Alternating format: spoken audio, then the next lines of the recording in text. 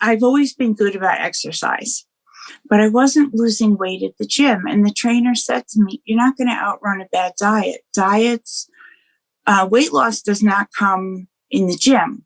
Muscle building comes, strength comes. You need to go on a diet. And I said, well, I'm doing Weight Watchers. And she says, well, it's not working for you. I did the Atkins diet for one of my brother's weddings. And I realized that my GERD stopped. And I said, oh, this has got to be related to the bread. People get worked up about the scale. The scale tells you you're losing weight, but not what kind of weight. You could be losing muscle or just water, not necessarily fat.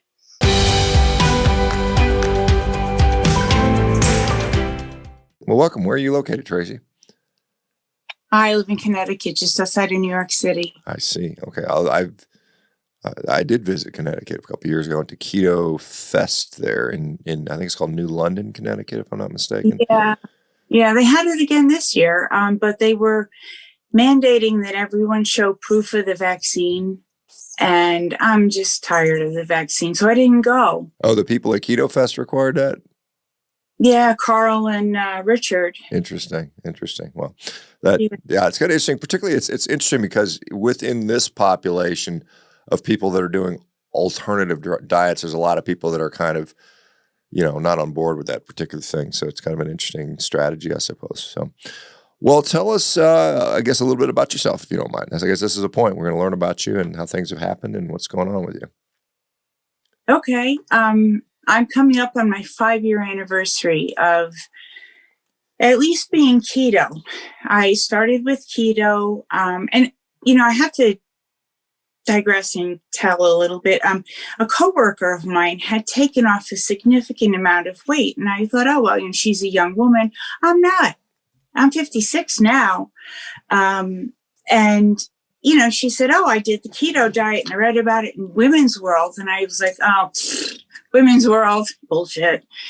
So I did, I went and I did 3 months worth of research before I started the diet, because I realized, keto was not like a weight loss diet. It was a lifestyle that could turn my life around. I had very bad autoimmune problems. I had lymphedema. I was a blimp. I've lost about 80 pounds over the 5 years.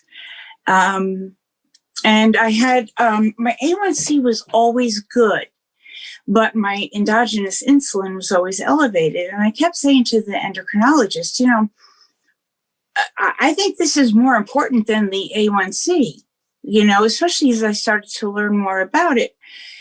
And she just kind of said, no, we're just worried about diabetes. And I'm like, I think there's more to diabetes than just glucose.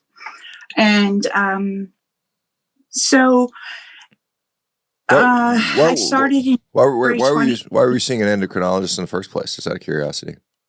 Oh, I have Hashimoto's. Okay. And my A1C at one point was like 5.7. And, I think that's kind of high. And my primary had referred me to deal with, first of all, we just thought it was hypothyroid.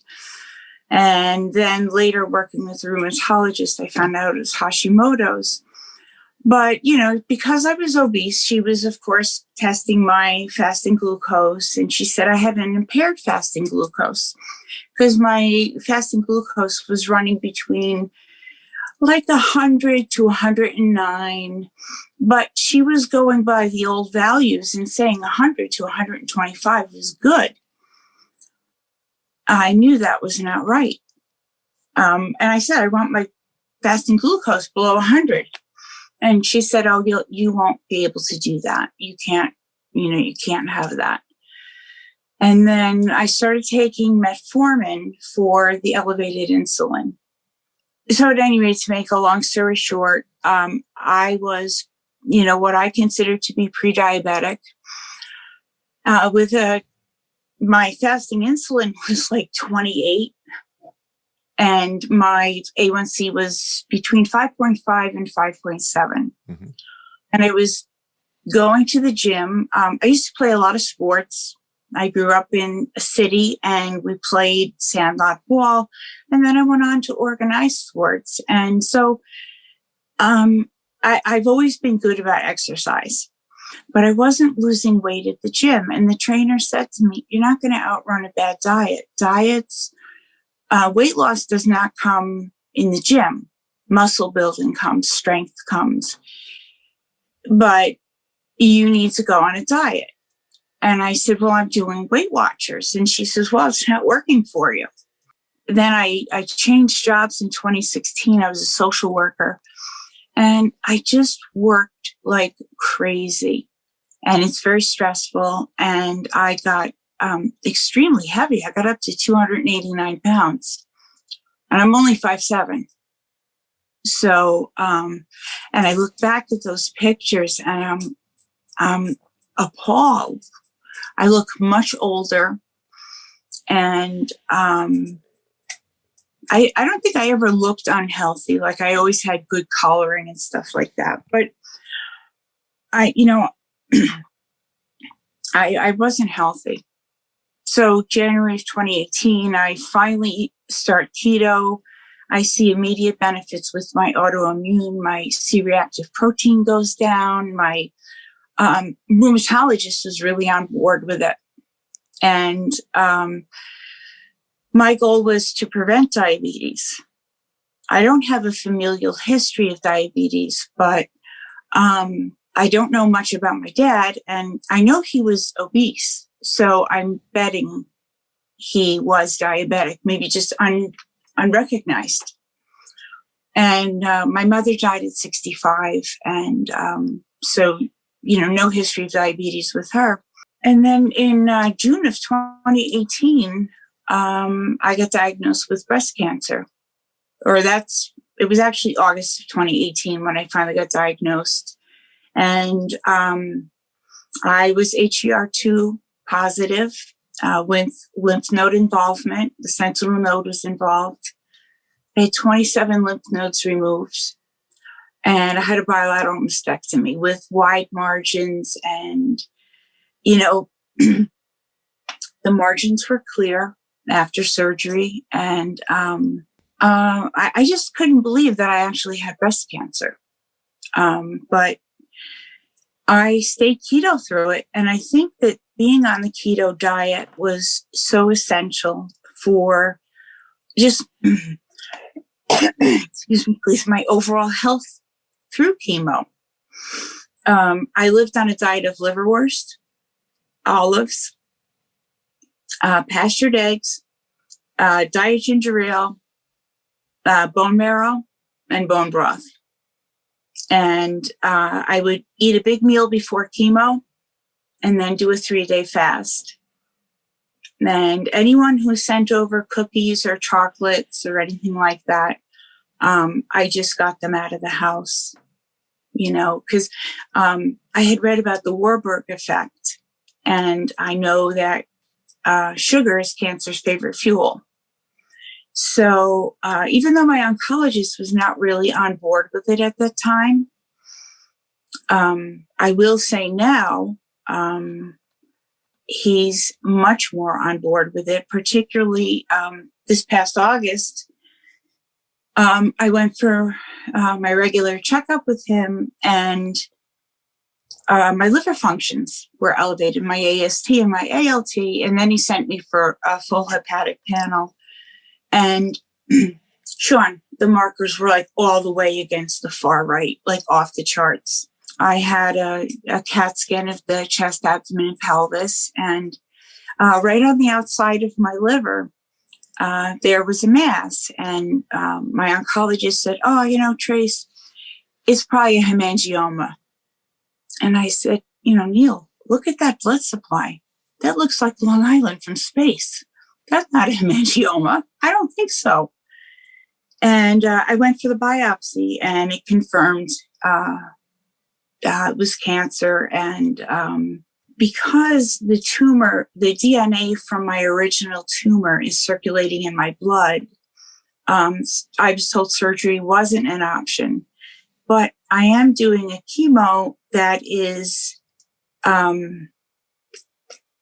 for my tumor profile is the best I understand it. I've been doing it for 3 months. So I had a CAT scan in July. I had a repeat last Wednesday, and I'm not going to bore you with the numbers, but the tumor is significantly decreased, like down by over a centimeter or millimeter. And my lymphatic involvement has also decreased. So, again, I tell the oncologist, I said, look, this is because of my lifestyle. This is because I'm not eating pasta, and I'm not eating candies. And, I said, basically my life at home is all about beef and eggs. And if I go out to dinner or something, I might have a green salad now and a piece of steak. But that's it. I don't have dessert. I don't get anything, any of those sweet coffees from anywhere. I don't care if there's stevia in it or not. I pretty much only eat one ingredient food. I do manual lymphatic drainage for myself. I lift weights. I have a little bit of a tough time walking. I have spinal stenosis, and I had apparently had a stroke back in 2011. So I have a lesion on my right cerebellum, and it affects my gait. That's where I am now. And, I was given 3 to 5 years to live at the beginning of September. And I don't think anyone can tell the soul when it's time to leave the body. I've decided to see myself as a person living with cancer. Instead of someone with 3 to 5 years, I've decided that I'm going to live with this disease. Well, that's it's a tough situation to be in for sure, no doubt. One of the things that I've seen, and you're still with people that have undergone cancer and they've been on ketogenics or carnivore diets, is they often report that the side effects are pretty minimal. They tolerate it pretty well. Has that been your experience? Yep. And even in the first round of chemo, where I had very aggressive chemo, and it was an injection, an infusion, fasting is the magic bullet. It really is. You just eat a really good meal the night before your chemo and fast the next day. Like when you get up after chemo, you don't feel great. You're not energetic. And so what I did was I slept a lot. I did have side effects. I actually wound up with pulmonary embolisms. And that was pretty scary. At the time I was living alone, and I went down into the basement because I was trying to get laundry. I got stuck in the basement, Shawn. I couldn't walk up the stairs. I rested, and then I crawled up, and then I had chemo. Oh, I called the oncologist, and, the nurse was like, okay, well, we'll see you at your appointment, which was like, 2 days later. My oxygen saturation was 80. It was really hard. And he sent me upstairs. Yeah, I had a chest film, and then I had a CAT scan immediately. And he sent me right over to the hospital. And I did a 6-month course of Eliquis, no problems. I clot beautifully, even on Eliquis. I caught myself twice. And you're supposed to go to the doctor or the ER for this. And I'm like, this is baloney. Look at this. It's like drying up already. And I think that a meat-based diet is really important for that. I think it definitely helps you to just be, healthier in every aspect. Yeah, I just, obviously, you're in your mid-50s now and you're dealing with cancer and you had autoimmune diseases and you struggle with obesity.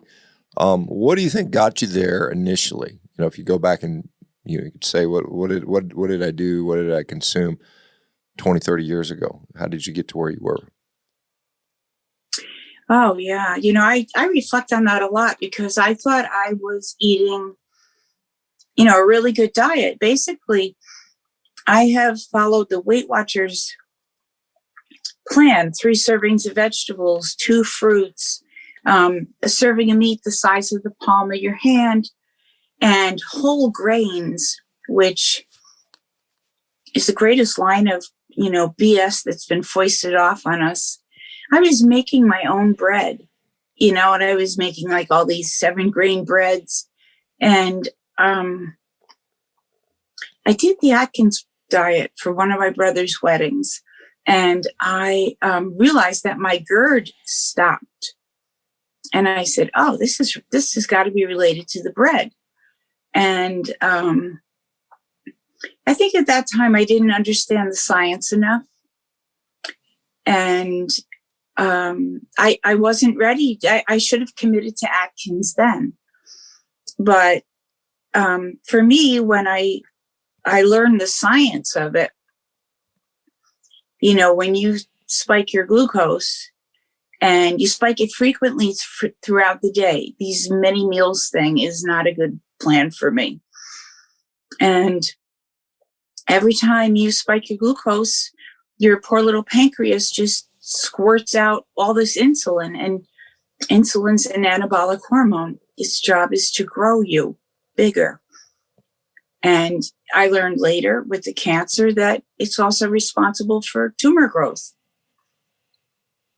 So, I thought I ate healthfully, and, I used to avoid meat. I used to eat, white chicken breast meat. I did use olive oil, and we did use butter. My family's from Ireland, and my mother was so opposed to oleo. She would not let it in the house. And you know what? I'm really glad. I am. But we never had potato chips. We didn't have soda. I stopped drinking juice completely in 2000 because I realized it was just putting the sugar right into my bloodstream. So, and then when stevia became available, I started to use stevia. And luckily, as far as tea and coffee, I was never much on the light and sweet. And I think that made it easier for me too. Yeah. What, as far as, like you said, you got found out about basically a recurrence 3 or 4 months ago, correct? Yeah, it was in August. And so what is a treatment plan at this point? Where do you go from here? Well, right now I'm taking chemo med specifically for my tumor. It's called Kisqali. It's 3 weeks on, 1 week off. It's an oral chemo. I've had a little problem with nausea, but definitely, doing better with it. I watched some of the survivors' videos, and, one woman said, she takes hers with dinner. And I'm like, okay, I'll try it. Problem solved. I was on an aromatase inhibitor pill since I finished chemo with the breast cancer. And now I get a shot once a month. It's called fulvestrant. I just take all my other regular meds and, eat my diet. When I saw my oncologist a couple weeks ago, he said to me, he said, I think I have to rescind the 3 to 5 years. He goes, you look so fantastic. And he goes, your labs are really good. Like my AST and ALT went right back into the normal range. I think the ALT was like a little high normal. And then when I had the CAT scan, it was really great to see, because I compared the side view, like the I don't know what you call it, but it's the whole image. Mm-hmm. I compared June to August, and you can see a noticeable decrease in fat on my body, because all of the fat shows up as white. Mm-hmm. And the difference, the side by side, it's like, people get worked up about the scale. The scale tells you you're losing weight, but not what kind of weight. You could be losing muscle or just water, not necessarily fat. You see yourself on a CAT scan, and you see you have lost fat, because that aura around you is much smaller, and you can see more into the um, like you can see all the organs. And at one point I was just so heavy that, even my liver was occluded. I'm not in search of weight loss. I'm in search of life gain and health gain. My A1C is 5 now. My endogenous insulin, this is a couple months ago, was 11. All of my other numbers are beautiful. My cholesterol, they get worked up because it's over 200. That's because my HDL is off the freaking charts. I always have to redirect the physician and say, look at my HDL and look how low my triglycerides are. And then we have to battle over the LDL. I want my A1C in the 4s. I want my endogenous insulin 5 or below. I mean, I'd like to see my weight come down, but more than anything, I'd like to be a size 12. That's more important to me than my weight, because I'm one of those people, I guess because I used to be muscular, I've always weighed a lot, even though I didn't look like I weighed a lot. Those are my goals. That and to live with the cancer, to keep it at bay. In addition to the lymphatic drainage, I do some reflexology. I have been getting Reiki treatments. In fact, I am going for my certification to do Reiki because, I'd like to be able to work with clients who, they're too sick to leave their home, but Reiki's a great treatment because you don't touch the client. You're just above them. And if anything, there's just a light touch. And when you go through chemo, you're so sensitive, like even your clothing hurts. If clients were, receptive to that, I just would like to be able to do something that allows me to work with respect toward how I feel, just to help someone, to help someone maybe understand the disease better. I think because I'm going through it again, I just think I have a more personal perspective, and I can relate to the funny things that happen. Like when you get chemo, you just develop this odd odor. And it's like nothing can overcome it, not showering, deodorant, nothing. And, a lot of times people are like, I don't know what to do about it. I can't believe it's happening. Why is it happening? Cancer is a rough disease. So, chemo's got to be even tougher. Yeah, certainly for that.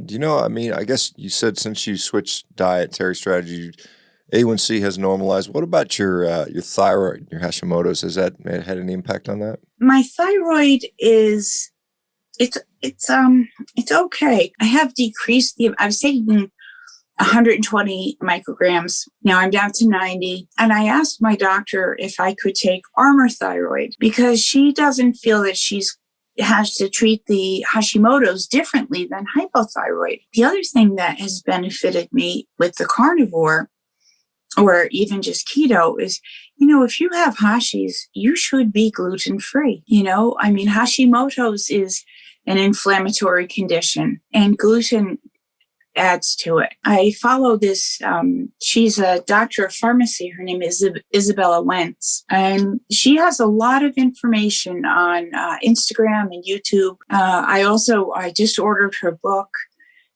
because you really can't treat Hashimoto's as just hypothyroid. Well, I just take a lot. When you say hypothyroid, because with hypothyroidism, you replace the thyroid. You give somebody Synthroid or Armour thyroid or something like that. Whereas Hashimoto's inflammatory autoimmune condition. So do you treat the autoimmune condition? How do we treat it and what's causing it? And so there's a lot of people that don't think about that part of it. This doctor had said to me, she goes, look, I'm old school. She and I have locked horns. She has said to me, there's a meme out there that says, oh, are you challenging my medical degree with your Google degree? And she said that to me. And I said, I'm trying to have a conversation. I'll be compliant if I understand why, if I understand the benefits, if I understand what's what's going on? I'm not old school, Shawn. I'm not just going to take pills because the doctor gave them to me. This has made our relationship, it's kind of bumpy, sometimes even argumentative. But I did ask her, I would say 2 or 3, 4 years ago, if I could go on the Armour thyroid instead of the Synthroid. And she was not in favor of it, but she did indulge me. I've been taking it now. I still feel lousy, thyroid wise, like my hair, but now everything's confusing with the aromatase inhibitor because, that causes hair thinning, hair loss. And well, so does the hypothyroid or the Hashimoto's. And the one thing I will say with the Hashimoto's versus the aromatase inhibitor is the Hashimoto's is someday you have these symptoms, some days you have those. And with the aromatase, you always have the joint pain, the bone pain, the thinning hair, and just that the texture of your hair changes completely. I mean, I have like cheap doll hair, it's just beyond crappy. It's what I have. And you know what? Hair, the least of my problems. What about, your mental health? Obviously a cancer diagnosis is got to be tough. I can only imagine. I, certainly haven't dealt with that in my own personal life, but have you noticed any difference with your mental health with regard to diet, or how do you cope with this sort of stuff? I have a long history of depression from childhood. I was really excited to find Amber Ahern's research, also Michaela Peterson, and then Georgia Eads too. And the one thing I will say is I don't feel better. I'm really disappointed to say that. I was just hoping, to reduce the inflammation systemically, like, even in the brain. And, I know that the stomach is connected to the brain by the vagus nerve. And I did not really understand how detrimental seed oils were. And, even though I don't use them in the home, I was a very easy guest or patron at a restaurant. I never asked for anything special. And now I do because, seed oil, that was for lubricating machinery. Why the hell would I want to ingest that? So, if I go to the restaurant, I just think about, what's best for my body, what's going to nourish, like every aspect from mental health to physical health. And I just ask for, plain steak. I like my steak pretty rare. Like if Dr. Pol could revive it, then it's perfect for me. And I just get salt on it. I asked them, please don't put rubs on it. And, the minute you say you're allergic, that's the magic word because we're such a litigious society.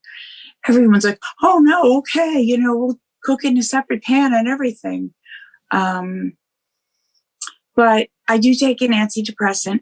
What really tipped my depression over the edge was when I got my 1 year, in July of 2019, my oncologist told me that I was cured. My breast cancer was cured.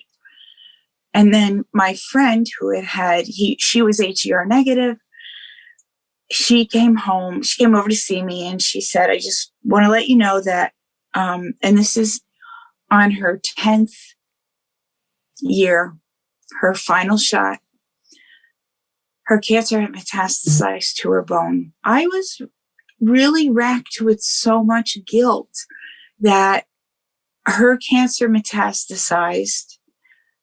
I'm cured. She passed away this past September. It's just been so hard. I mean, all of my friends I've had since high school, and then my own cancer metastasized. I was really surprised because I have a brother who had ALL when he was 21.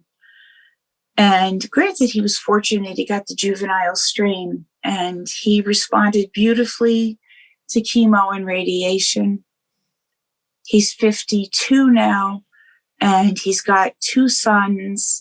Like his sperm regenerated, everything. Kid, the man is fine, and I thought, okay, I'm just going to be like Sam. I'm going to go through this. I'm going to have, the surgery. I'm going to stay keto. I'm going to, live my life. I'm living my life, but a little differently. We know that, so for instance, a lot of cancers, including breast cancer, are associated with obesity. I mean, that's pretty clear.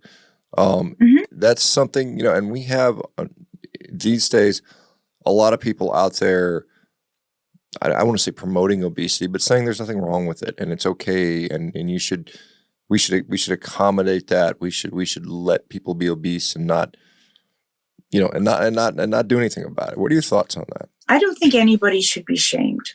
Right. However, I think they need to be educated. We have to educate the doctors. Like I told my oncologist, I said, fat is an endocrine organ. It secretes cytokines. And so he doesn't necessarily feel that there's a link between fat and breast cancer. I disagree. Also because I think more often than not, people who are overweight or obese have elevated insulin. And there's just that link to tumor growth. And you look at all of the, like a lot of the tumorigenic cancers, you're looking at colon cancer, breast cancer. A lot of those patients are overweight. I think we need to give people the education. And then if they decide to not accept it, we're looking at a very unhealthy nation. And we're getting weaker. And, you look at a lot of people too, they've got autoimmune. And that's kicked up since the 1980s when, we started eating so much processed food. So our obesity is climbing, our autoimmune's climbing. At the end of the day, I think, we're not going to have enough healthy people to mount an army. I mean, another country could walk over us. And that's why I think we need to address this. I don't think anyone should be shunned. I don't think anyone should be rejected, made fun of. So many people eat foods that they just don't know are harmful. And a lot of it is the lean cuisines, the snack wells. Those are all diet foods that there's had the fat taken out. And what's been put in? Orange juice concentrate to sweeten it up or make it taste better. I think nationally we have to address that message against fat. And we have to show the country that this research was funded by the sugar industry, this anti-fat, don't eat butter, don't eat meat.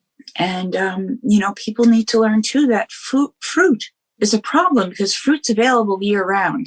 If you eat a more like a primitive diet, ancestral, I live in Connecticut. So no, we don't have apples in February.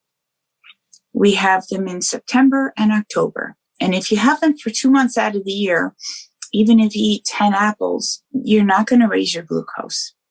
You're not going to raise your uric acid.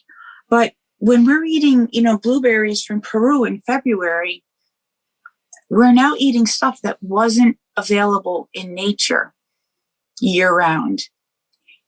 Our bodies are not designed for that. And I think that's a big message that needs to be, just brought to the fore because people are so heavily snowed about fruits being good and vegetables. Look at oxalates. Oxalates are a problem for me. And it wasn't until I went on carnivore that resolved. I never had oxalate dumping or anything like that, but I had much more joint pain than I have now. As far as your cancer regression, hopefully it'll clear this one mass, and you said you had lymph node. I guess you said you had lymph node involvement again or something. When do you get the next checkup to see what the next scan is going to show? I just had the scan day before Thanksgiving. I had chest, abdomen, and pelvis. The chest is beautiful. I mean, the radiologist who read the first one, he commented on how no calcifications No, like, aorta, normal size, everything normal size. And with the abdomen, the abdomen, everything else was unremarkable. No new masses, no bone lesions. The mass has significantly decreased. I think that it said I had lymphadenopathy in a bilial duct. That was significantly decreased. I still, and this makes me crazy, Shawn, I still have fatty liver. I just don't know why. And I was never a drinker, but I watched a podcast by Andrew Huberman. He's a neuroscientist, about alcohol on your body. And I'm like, wow, I'm done. I'm never going to drink again. So then to come with this liver mass, it was hard to take. I accept it because maybe I did get my degree through Google regarding this. Everyone's like, oh, why? And I'm not a holy roller. I am a practicing ex-Catholic. And I have to say, why not? I've learned so much about the science behind the cancer and behind the metabolic, and I definitely believe it's a metabolic disease. This has been a huge learning opportunity for me. And I'm really happy to be in a partnership with my oncologist where, we text each other. I'm always worried about him that he's working too hard, because I said to him, I said, Neil, Smilo will wear you out and walk right over you, no matter how wonderful you are today. Unfortunately, we are almost out of time, but thank you for sharing your story. And I can speak, I think all of us in the community are behind you, and thoughts and prayers in your direction. And hopefully we can get an update 6 months, a year from now, and say that things are looking better and cleared out and you're doing well. So we wish you the best, Tracy. Thank you for spending your time with us. Appreciate it. Thank you, Shawn. Take care. Okay. Bye, everybody. We'll see you guys tomorrow. Take care. Bye-bye now. Hey, folks, it's Dr. Shawn Baker here. If you guys are enjoying these success stories, well, you can become your own success story. You can do that by heading over to Carnivore.diet. You can sign up for a free 30-day trial and get started today. We're looking forward to supporting you. Our community is wonderful, and we'd love to see your success.